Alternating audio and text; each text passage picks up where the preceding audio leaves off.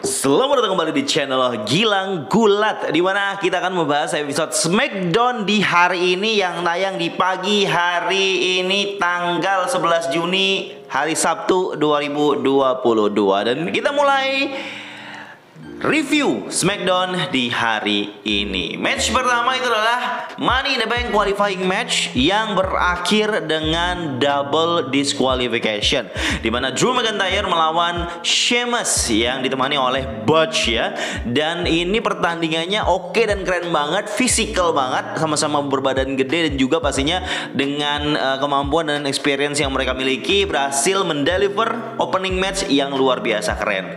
Walaupun ada Butch di situ ya, pastinya sedikit menambah kesan gangguan yang nggak jadi begitu. Saya kira ini memang keputusan WWE untuk mengakhiri match ini menjadi double disqualification. Mungkin memang tujuannya untuk memasukkan Drew dan juga Sheamus dua-duanya ke Money in the Bank match, ladder match ya, untuk pay-per-view atau premium live event Money in the Bank.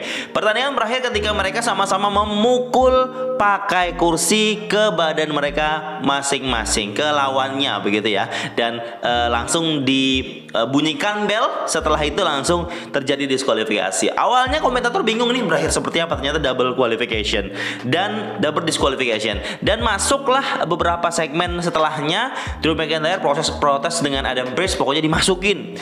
Terus Sheamus juga kemudian datang ke Adam Pearce bilang masukin. Kemungkinan besar mereka akan dimasukkan ke dalam Money in the Bank ladder match ya, untuk mendapatkan koper, biar mendapatkan kesempatan bisa mendapatkan championship yang paling kuat atau paling atas di WWE. Dan setelah itu Michael Cole mengumumkan tentang kondisi Cody Rhodes yang dia baru selesai ataupun menjalani operasi yang sukses ya. Operasinya udah kelar, pokoknya tinggal masa pemulihan. Dan disebutkan berapa lama. Dan cukup kaget saya kalau Cody Rhodes akan keluar atau off pemulihan selama 9 bulan. 9 bulan coy. Ini Juni ya, Juli, Agustus, September, Oktober, November, Desember, Januari, Februari, Maret. Berarti dia akan masuk lagi menjelang WrestleMania. Ini lebih lama yang saya bayangkan. Sebelumnya Kevin Owens tuh selama 6 bulan kalau nggak salah. Terus Elias selama 6 bulan juga. Terus John Cena tuh paling keren tuh, dia 4 bulan doang gitu. Nah, saya kira ini akan lebih cepat. Ternyata Cody Rhodes akan memakan waktu yang lebih lama, yaitu 9 bulan lamanya dia harus off masa pemulihan.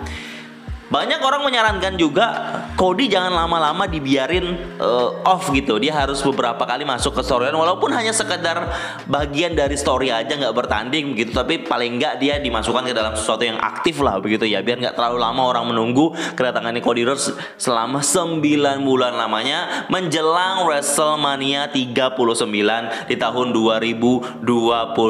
Waduh, nggak apa-apa lah ya. Yang penting Cody Rhodes bisa menjalani pemulihannya, kita harap bisa lebih cepat lah. Amin. Kita lanjut lagi ke berikutnya adalah matchnya return dari Lacey Evans yang finally akhirnya dapat match juga. Akhirnya return juga di matchnya pertama ini melawan Xia Li untuk kualifikasi Women's Money in the Bank ladder match. Dan Lacey Evans bisa menang dengan mudah ya. Tapi walaupun gitu Xia Li sempat bisa memberikan perlawanan. Dan satu hal yang saya perhatikan di sini, awalnya kan kita berekspektasi kalau Lacey Evans ini akan jadi karakter heel, karena dia dari heel terus di Smackdown mau return terus pindah ke Raw jadi face, terus katanya dari Raw ini terus pindah Smackdown lagi, terus dia katanya akan tetap jadi heel. Tapi pas dia masuk dengan promonya, terus dia nyalamin fansnya, terus juga dia hormat begini, saya kira dengan karakter ini Lacey Evans akan terus dengan karakter babyface-nya. Kemungkinan ya, kita kurang tahu karena ini baru pertama kali dia muncul untuk story-story berikutnya. Lanjut lagi diinformasikan kalau The Viking Raiders finally are returning to Smackdown, akan kembali ke Smackdown ya, tag team. Jadi nambah lagi nih tag team yang ada di WWE nih. Mudah-mudahan digunakan dengan selayaknya ya, digunakan dengan bagus lah ya. Lanjut lagi Smackdown Women's Champion Ronda Rousey yang niatnya mau promo aja tapi diinterrupt dengan Shotzi. Terus akhirnya mereka punya match. Nah ya udah, Ronda bisa menang dengan armbar ke Shotzi. Terus setelah match, Natalya number one contender untuk women's title untuk SmackDown.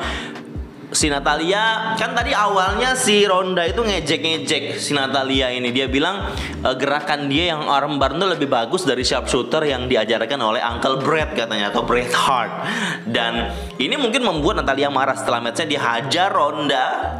Jadi kesannya di awal Ronda itu ngejek sharpshooter itu banyak fans yang nggak suka gitu.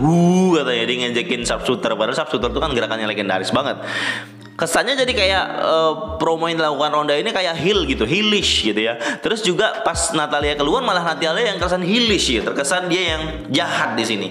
Tapi setelah itu, setelah brawl yang dilakukan Natalya untuk Ronda Rousey, diresmikan kalau match ini akan terjadi di Money in the Bank. Jadi women's title for SmackDown will be happen at Money in the Bank. Natalya versus the SmackDown Women's Champion Ronda Rousey. Match berikutnya adalah match Intercontinental Championship. Ricochet, the champion, melawan Gunther yang pastinya ditemani oleh Ludwig Kaiser di sini ya. Ekspektasi saya di sini untuk match Ricochet Intercontinental Champions ini nggak begitu excited. Kenapa? Karena kita tahu bagaimana selama ini WWE perlakukan Ricochet sebagai champion sejak dia menang Intercontinental Championship. Correct me if I'm wrong, Ricochet nggak pernah dapat match yang sepantasnya di premium live event sejak dia jadi champion. Koreksi kalau salah ya.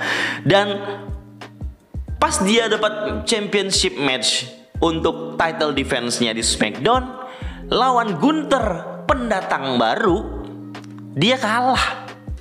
Jadi memang sejak dia megang Intercontinental kayaknya WWE nggak percaya nih dengan kualitasnya Ricochet, atau WWE tidak suka aja. Mungkinnya bukan tidak suka secara personal ya, merasa tidak pas aja Ricochet sebagai champion. Mungkin begitu, mungkin ya. Muncullah karakter Gunther ini yang memang saya lihat ya, ring general gimmicknya ini dengan manajernya di sampingnya, teman partnernya di sampingnya, kesannya kayak ada yang kurang. Karakter Gunther dengan seperti ini, ada juru bicara di sampingnya, kurang kalau nggak ada title dia. Ya pilihannya kalau masukin Gunther jadi title ya, kalau nggak United States Champion, kalau misalnya dia di Raw ya Intercontinental. Kemenangan Gunther di sini menurut saya pas sekali. Saya kesampingkan tentang Ricochet bagaimana diperlakukan di SmackDown dengan title Intercontinentalnya ya.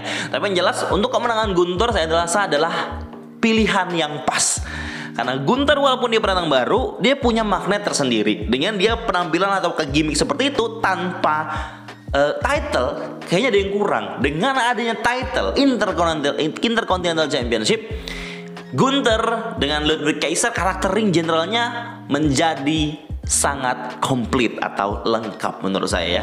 Apakah teman-teman berpendapat sama seperti saya? Kemenangan Gunther saya setuju. Saya merasa Gunther sebagai pegulat muda, pegulat baru di main roster bisa diperlakukan dengan baik setelah ini ya.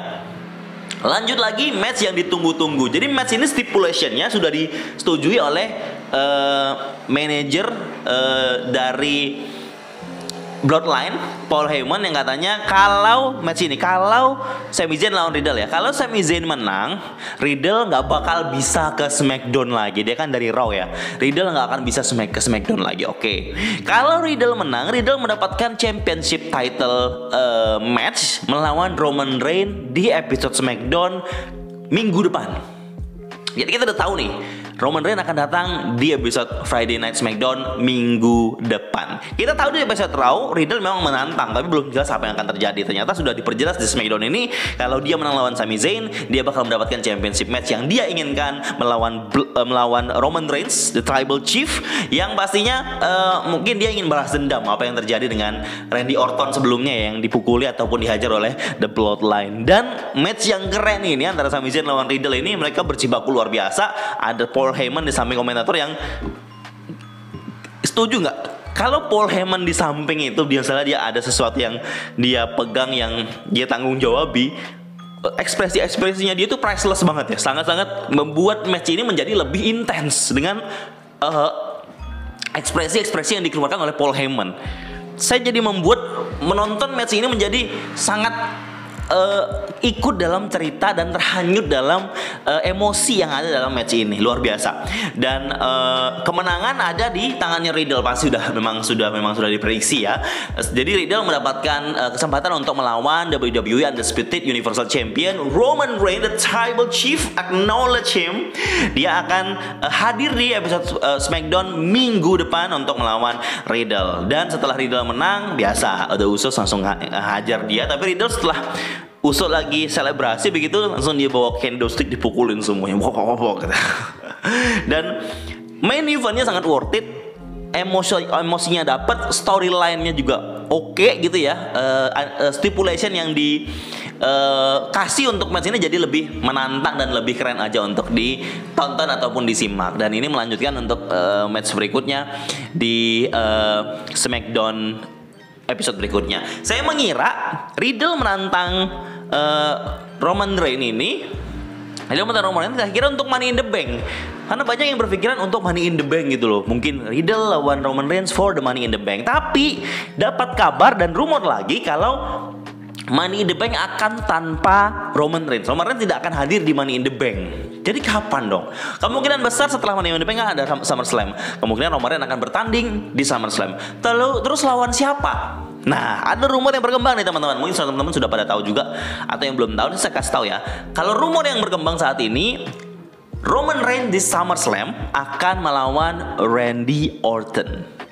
Randy Orton akan kembali, kemungkinan akan membantu Riddle lagi, yang mungkin akan dikeroyok setelah episode Friday Night SmackDown pas matchnya besok. Saya nggak yakin Riddle akan menang ya, sudah pasti tahu lah. Tapi ini akan menjadikan cerita yang berkesinambungan menuju SummerSlam. Kalau memang Roman Reigns nggak jadi di Money in the Bank, dia akan melawan Randy Orton. Randy Orton akan diceritakan segera pulih, mungkin muncul di episode SmackDown berikutnya ataupun di episode SmackDown menjelang SummerSlam. It's so exciting.